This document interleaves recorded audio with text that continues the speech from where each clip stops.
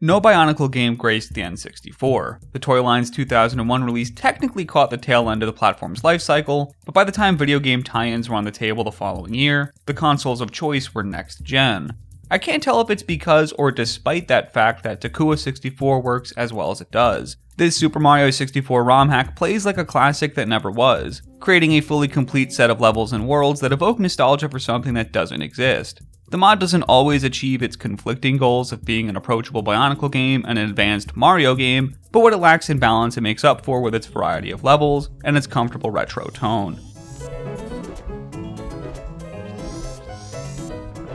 Takua makes for a great skin to overlay Mario. Their shared stubbiness ensures that animations look just right. Much like any ROM hack, many of the best elements of Takua 64 are inheritances from the game it's hacking. Takua runs, jumps, and long jumps exactly like Mario, albeit with some replaced sound effects that give him a more mechanical vibe, and almost a sense of greater weight despite that literally not being the case. World construction follows the same format too. You've got a tropical overworld that feeds into 12 distinct levels, each with multiple stars, rebranded into Tuua stones, whose location is hinted at by their name. Different wings of the island are gated behind increasingly high Tuua stone thresholds. You get the idea. You probably don't need Super Mario 64 described to you if you're in the market for a Super Mario 64 ROM hack.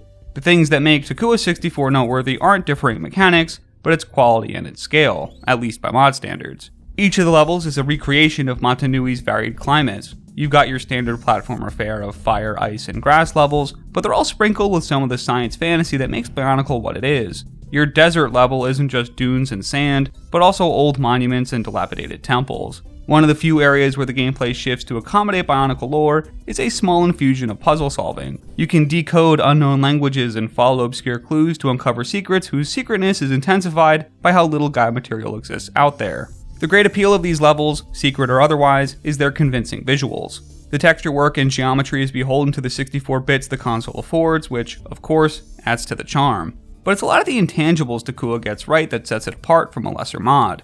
There's great use of perspective and vistas going on here, with multiple memorable levels but also memorable entryways into those levels, with awesome spectacles that eat up the entire 4:3 default aspect ratio.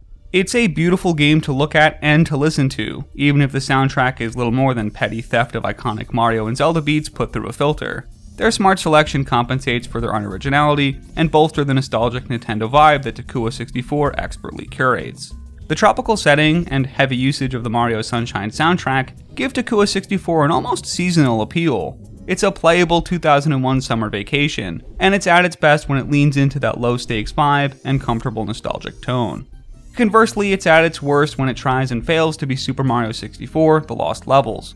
The one area where that classic facade is at its weakest is in balance and the design of platforming challenges themselves. Above all else, Takua 64 is a bastard. I admit part of this may have been a misalignment of expectations on my end. Most of the time these IP crossover hacks are breezy playgrounds that piggyback the fundamentals of great games and give you a new property to experience them in. That's not what Takua 64 is, and if you're here for the Bionicle first and the Mario second, you need to know that. The mod is best thought of as an advanced sequel to Mario 64 with a Takua skin, rather than a standalone Bionicle experience for non-Mario fans. With few late-game exceptions, Mario 64 is an approachable game with wide and open levels that are light on hazards and seldom hyper-focused on extreme platforming prowess. Takua 64's levels are typically open at the start, but funnel into more narrow challenge corridors characterized by extensive use of verticality and bottomless pits. Long sequences of near-perfect jumps start to become the expectation once you get past level 1 or 2. Couple that with Takua 64's fetish for scaling high towers with no checkpoints, and you'll all find yourself in scenarios where one bad jump means a long trek back to where you were to try again. In its most difficult scenarios, it makes the medium-definingly good controls of Mario 64 seem retroactively worse by putting them into situations they were never built for. Climbing this Tuua statue for a star is a particular low point, demanding the game's usual uber-precise jumps, but also with platforms whose slope and angles are hard to parse. If you're not expressly here for that challenge, take no shame in using the save states your emulator affords. The game is much better for it. Though its obstacles aren't always suitable for the non-Mario enthusiasts here for the Bionicle, Takua 64 is superb. It's a fully playable game in its own right, filled with varied levels, secrets, and a vast hub to explore. Its worlds effortlessly evoke the charm and vibe of the N64. And despite that not being a console the brand ever visited, the pieces snap together with a satisfying click.